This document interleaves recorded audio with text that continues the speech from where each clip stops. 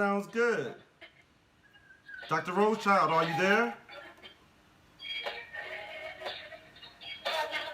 I guess she's muted, huh? Oh, That's how you start a show, huh? that is how you saw the show. I just want to make sure Dr. Rosechild can hear us. All right, brother. Live from Long Beach, California. It shall be. Recording started.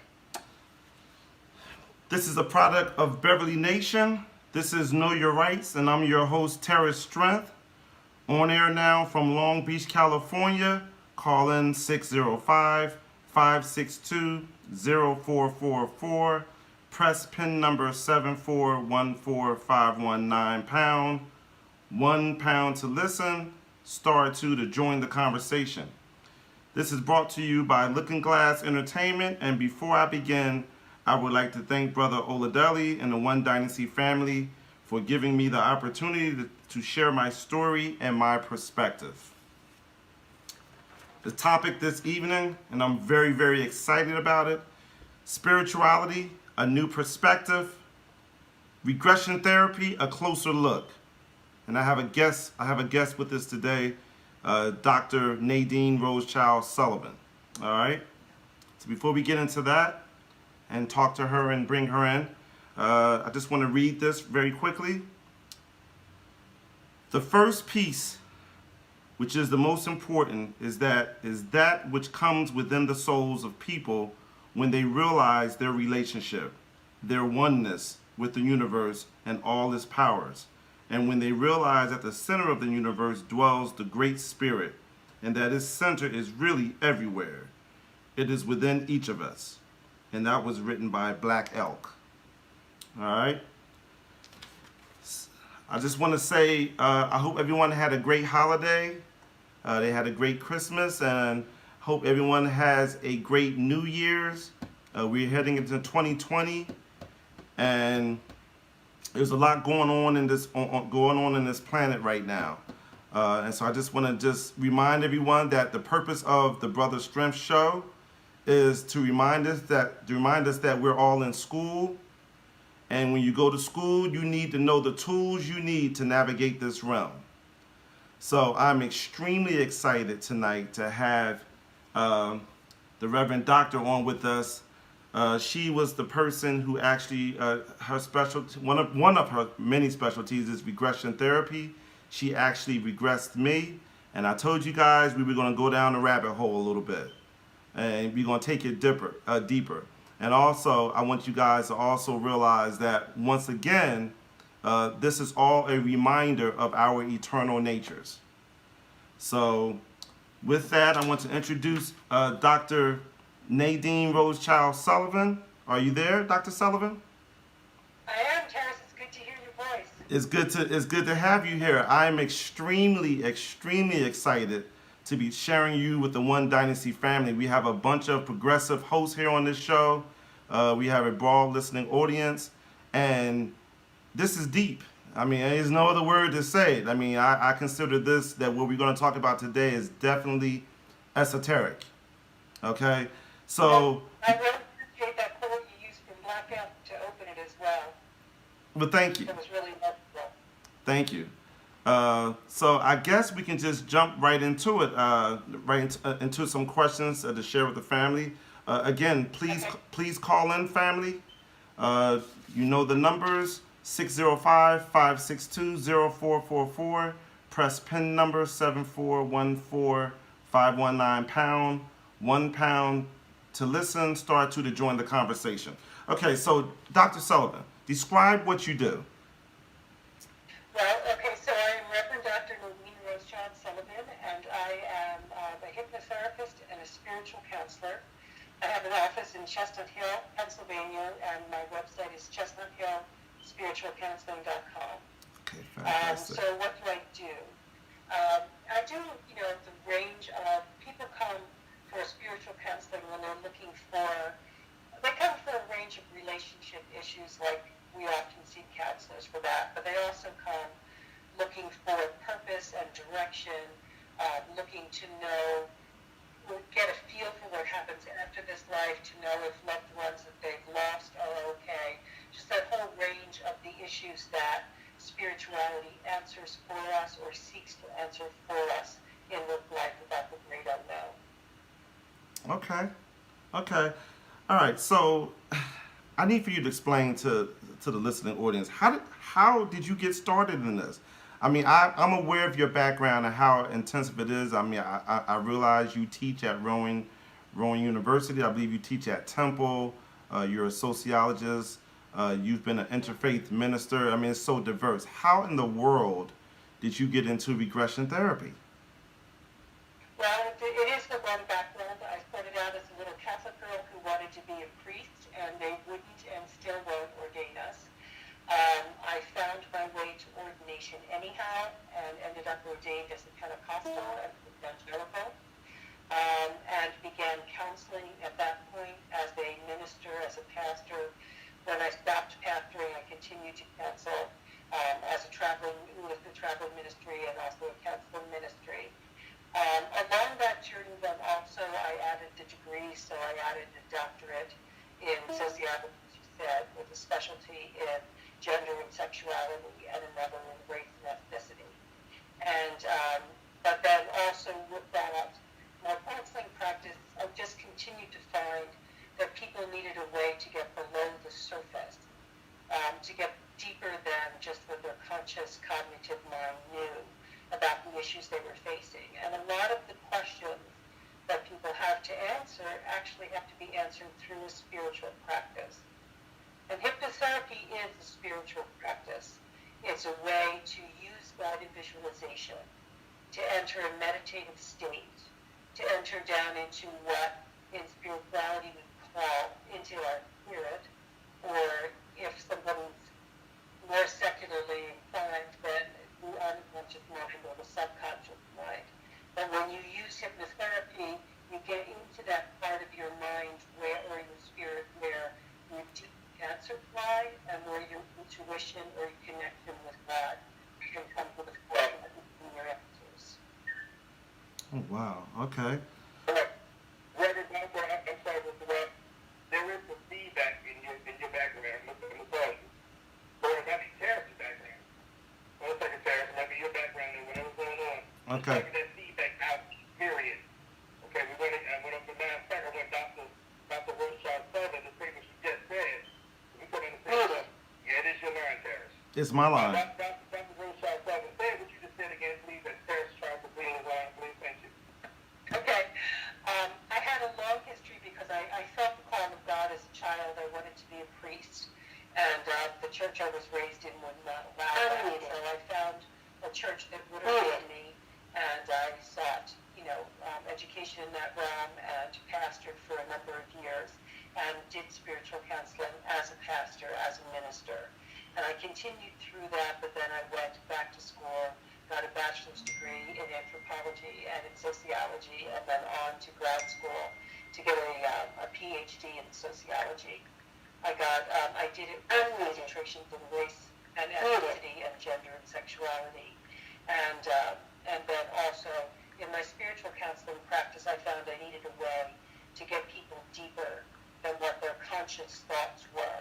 And so hypnotherapy gives me that door. It allows me to let people, through a guided visualization, to go deeply down into their spirit or their subconscious mind and find their own answers to the questions of life. Okay. All right. Outstanding. All right, moving back to Terrence.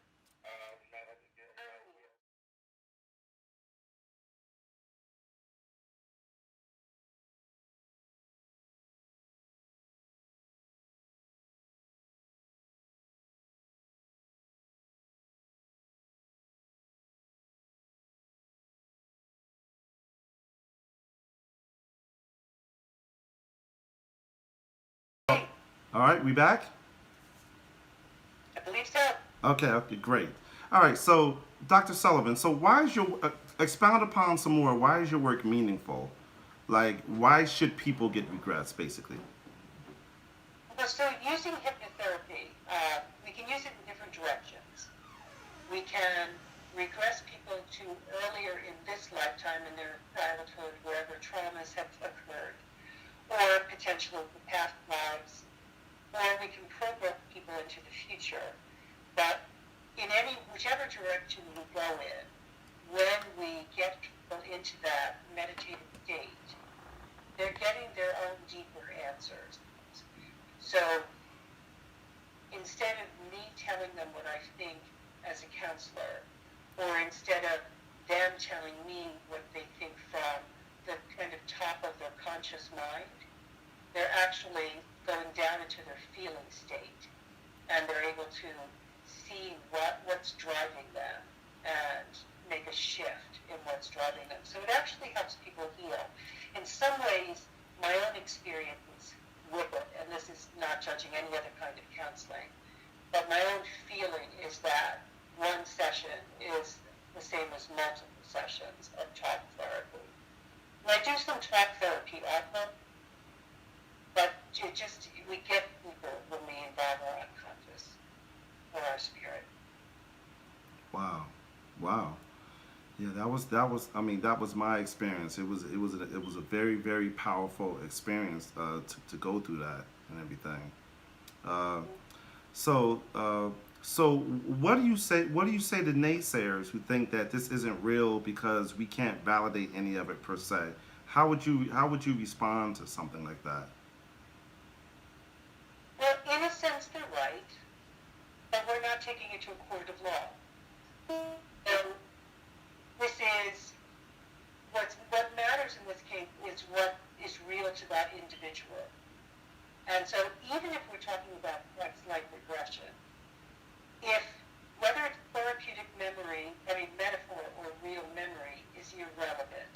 What's relevant is that when a person goes back and sees the story and a subconscious reason for what they're doing, and then receives the suggestion to shift that, they come back better.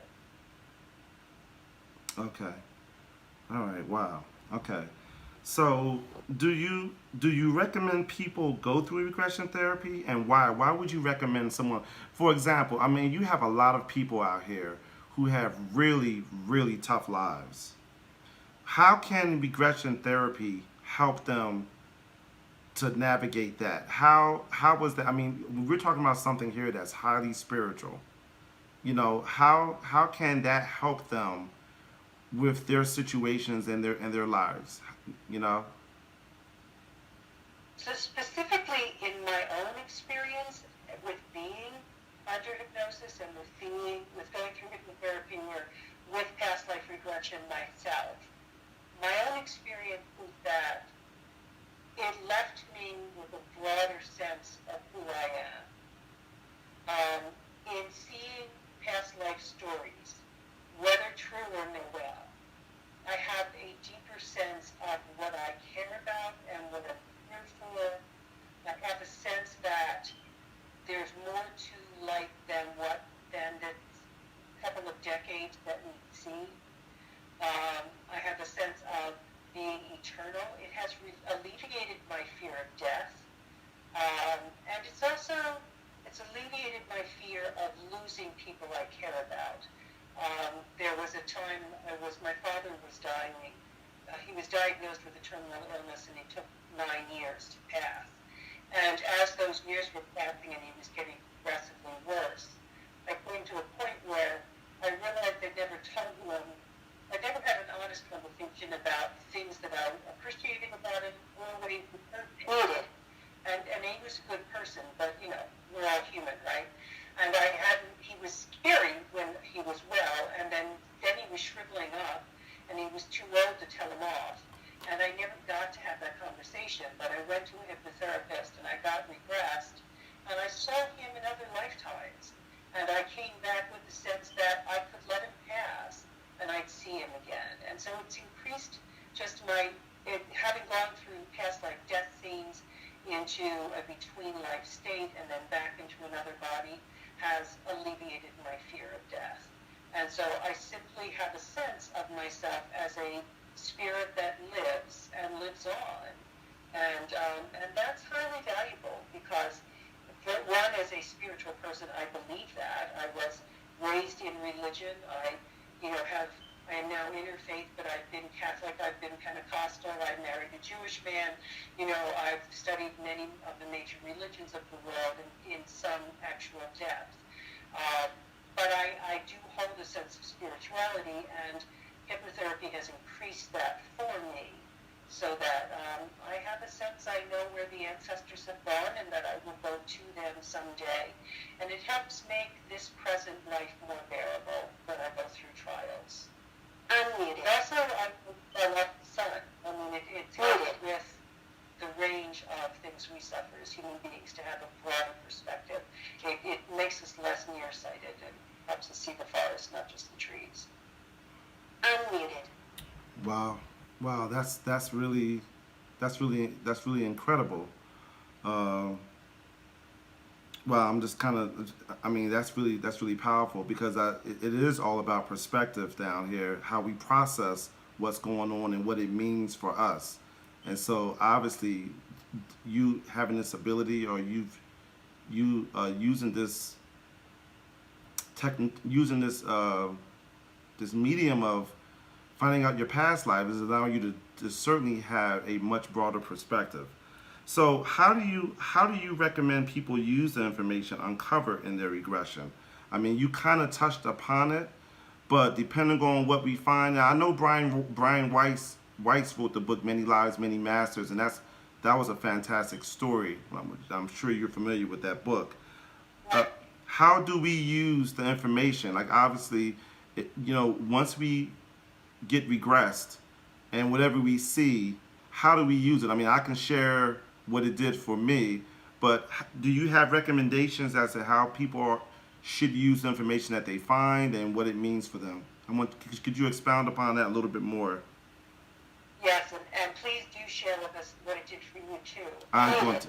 In reference to Brian Weiss, I think actually the main example in his book is an excellent example, because two main things happened with her. So he describes a patient that had a lot of phobias and just really wasn't very functional in her life.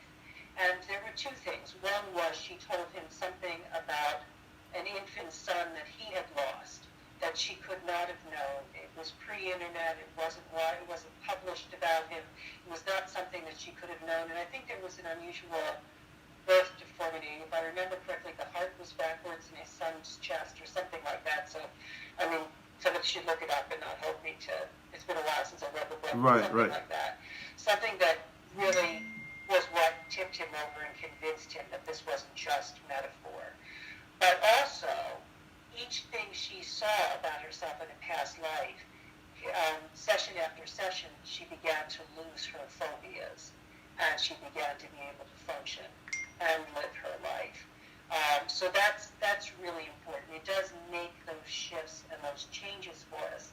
And it works even, I have had people that had so much trauma in this childhood that when they tried to go to a past life, that first their subconscious insists on going to this childhood and bringing some of that forward. And I found that people are very, under hypnosis, so there's talk out there about it, people being suggestible.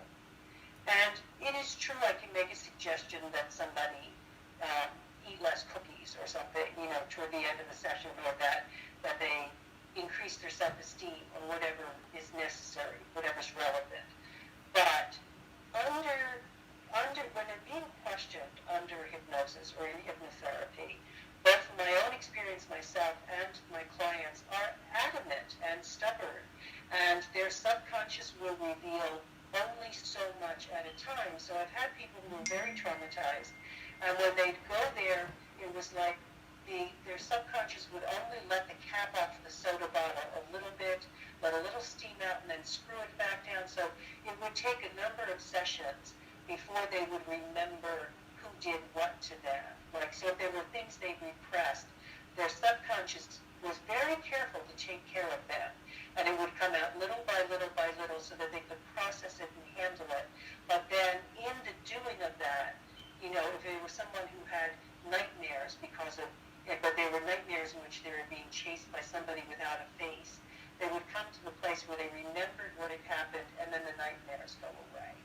All You know, right. so even those kinds of things. And then also, if it's a matter of past life regression, there are many people with fears, people that I've taken into hypnotherapy that were had intense fears of buzzing insects or bees, and they saw a past life in which somehow those kinds of insects had something to do with a death scene or with harm.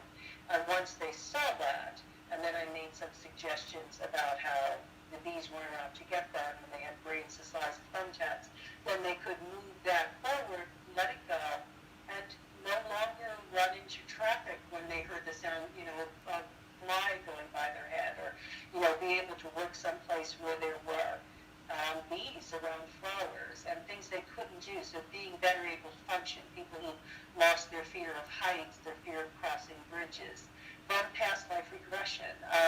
And sometimes I'll tell people, just, you know, if you don't think you see something, just make it up. If there were a person in some time and place who was having your issue, what would it be? And they'll be like, well, they're falling out of a high tower and hitting the ground. And then, you know, after having seen that, they're suddenly able to drive across the Walt Whitman Bridge, and they've not been able to their whole life. So, and Brian Weiss is also, I saw him hypnotized a woman on an Oprah episode who was terrified of dolls, and she couldn't let her child play with the doll. And when she went to the daycare center and her child was playing with the doll, they had to get the doll away from her baby before she could pick her own baby up. And then under the hypnosis, she saw a scene in which her car had gone into the water with a child, and her child had drowned with her, but she'd seen the child's hair coming out. And that was what it was about dolls. So, you know, she was able to make that shift, and her daughter was able to have dolls. So it makes that kind of difference for us. Unmuted. Okay. All right. Thank you for that. We have a caller in the queue right now. Caller in the queue. Who am I speaking with? You're on the line with Dr. Nadine, Nadine Rosechild-Sullivan. Who am I speaking with? Hey, this is, good evening. This is Brother Baruti Mariana. Oh, How are you all this evening? I'm doing great. Fantastic. Thanks for calling in. How are you doing? My pleasure, man. My pleasure. Listen, first of all, I'm enjoying this show. You know, I'm all about the esoteric and certainly spiritual understandings that transcend traditional approaches to spirituality. So this is definitely my kind of conversation. Thanks to the ONU Network for having it. I guess one of the questions that I had, and I'm glad I continued to listen because you answered several other questions I had, but one question that I had, and when there are conversations about hypnotherapy, you know, one of the concerns is what happens when you are quote unquote under. I mean, there are some perspectives around that, especially when you start talking about trauma, where, you know, the concern is, you know, what's the safety net when someone goes under, or are you entirely reliant on their own mind to be that safety net? You know, what happens if someone goes under and the trauma that they live or re-experience or recognize, whatever terminology would be correct, what if it's over the top? You know, how do you not lose them in that experience, and of course at the same time try to bring out what the benefits of the session are meant to be? Unmuted. Dr. Nadine, Yes. do you want to answer that? Yep. Yes, thank you for that question. Yeah, we came back to go ahead. Okay, thank you very much for that. It was an excellent question. One of the things is in the training, so that, you know, a person should be well trained, and in the training, part of the training is to give the suggestion early on that the person not feel any pain but simply observe it, that you can remember something without reliving it. So it's not like, whether it's this childhood or some other space, they're not going back and actually being burnt at the stake again, or, you know, going back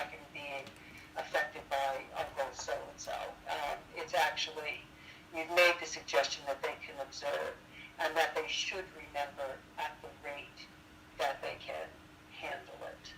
And then you're staying with them, and you're noticing, you're watching, and you're aware.